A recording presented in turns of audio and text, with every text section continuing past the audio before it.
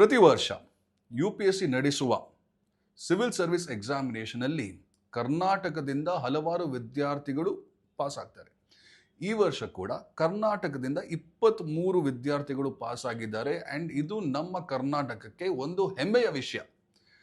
ಇನ್ನೂ ಹೆಮ್ಮೆಯ ವಿಷಯ ಏನು ಅಂತ ಅಂದ್ರೆ, ಈ 23 ಸ್ಟೂಡೆಂಟ್ಸ್ ವಿದ್ಯಾರ್ಥಿಗಳು ಇನ್ಸೈಟ್ಸ್ IAS ನ ಸ್ಟೂಡೆಂಟ್ಸ್ ಹಲವಾರು ರೀತಿಯಲ್ಲಿ. ಈ 23 ಸ್ಟೂಡೆಂಟ್ಸ್ ಅಲ್ಲಿ 4 ಸ್ಟೂಡೆಂಟ್ಸ್ ಯಾದಗಿರಿ ಡಿಸ್ಟ್ರಿಕ್ಟ್ ಇಂದ. ಯಾದಗಿರಿ ಡಿಸ್ಟ್ರಿಕ್ಟ್ ನ ಎಷ್ಟೊಂದು ಜನ ಬ್ಯಾಕ್ವರ್ಡ್ ರೀಜನ್ಸ್ ಅಂತ ಕರೀತಾರೆ. ಅದಿದ್ರೂ ಈ ತರ ಎಲ್ಲ ಚಾಲೆಂಜ್ ಇದ್ರೂ ಈ ಡಿಸ್ಟ್ರಿಕ್ಟ್ ಇಂದ 4 ಜನ ಸ್ಟೂಡೆಂಟ್ಸ್ UPSC ಎಕ್ಸಾಮ್ ನ ಪಾಸ್ ಮಾಡಿರೋದು ಇದು ಒಂದು ದೊಡ್ಡ ವಿಷಯ. ಈ ಸಕ್ಸಸ್ ನ ನಾವೆಲ್ಲರೂ ಸಂಭ್ರಮಿಸಬೇಕು, ಸೆಲೆಬ್ರೇಟ್ ಮಾಡಬೇಕು.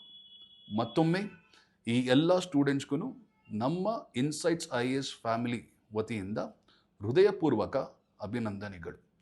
ಮುಂದಿನ ದಿನಗಳಲ್ಲಿ ಇನ್ಸೈಟ್ಸ್ IAS ಎಲ್ಲರೂ ಕೂಡ ಕರ್ನಾಟಕದಿಂದ ಇನ್ನೂ ಅತಿ ಹೆಚ್ಚು ವಿದ್ಯಾರ್ಥಿಗಳು ಈ UPSC ಎಕ್ಸಾಮಲ್ಲಿ ಕ್ಲಿಯರ್ ಆಗೋ ರೀತಿ ನಮ್ಮ ಕಡೆಯಿಂದ ನಾವೇನು ಪ್ರಯತ್ನ ಮಾಡಬೇಕು ಮಾಡೇ ಬರ್ತೀವಿ. ಇದ್ರ ಬಗ್ಗೆ ದೂಸರಾ ಮಾತಿಲ್ಲ. Thank you.